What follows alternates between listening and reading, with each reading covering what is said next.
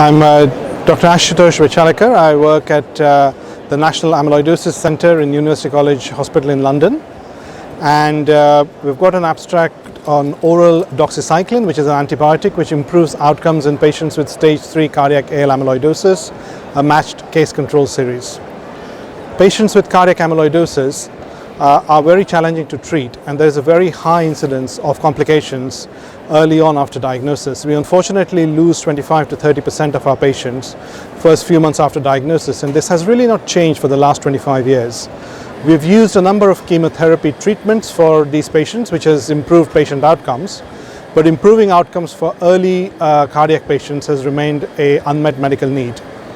Doxycycline is an antibiotic that has been around for a very long time, and studies done over the last decade have shown that this antibiotic, independent of its antibiotic activity, can interfere with the way amyloid fibril proteins are formed. It does that in a number of different kinds of amyloidosis, including an amyloid called transthyretin, which affects the heart, amyloid called beta-2 microglobulin, which happens in patients who are with kidney disease on dialysis, and then of course AL amyloidosis, which is what we are talking about. We wanted to use this antibiotic in patients with cardiac amyloidosis to see whether we might help to reduce the early mortality that we have never managed to control so far in these patients. So what we did in our study was all the patients who were treated at the Royal Free Hospital were given oral doxycycline, which is a capsule to be taken after meals twice a day, starting about a week before they started their chemotherapy, and then continued for about 6 months or as long as it was tolerated. We then took a group of patients who were treated in our real-world study, which we call as Alchemy, which has now got about 100 participants in this real-world study. We took a matched series of patients, approximately 2 controls for each doxycycline patient, to assess whether giving doxycycline actually helped to change the outcomes in our patients. It is quite important to emphasize that within this study, it wasn't just giving them doxycycline, but it was also doing meticulous supportive care for these patients, including good monitoring of their fluid status, checking their blood pressure, monitoring them for cardiac rhythm disturbances, and treating all of these appropriately was very important.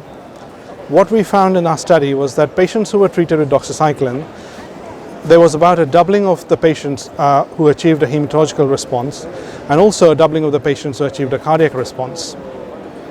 The doubling of the hematological response wasn't because doxycycline actually improved the way chemotherapy kills the bone marrow plasma cells, but because our patients lived long enough to benefit from chemotherapy, which is what we think is the impact of doxycycline. What we also found was that patients who had moderate cardiac disease seemed to benefit the most from doxycycline, and similarly patients who had a high troponin seemed to benefit more from doxycycline. Patients who had very advanced cardiac disease, we still find it a challenge, and doxycycline may help some of these patients, but not probably all of these patients. I think the data from the study is very interesting, but we have to take this with the limitations that these are small patient numbers. We need to explore this in a context of a larger randomized study, which is done across many centers, to confirm that these results are real.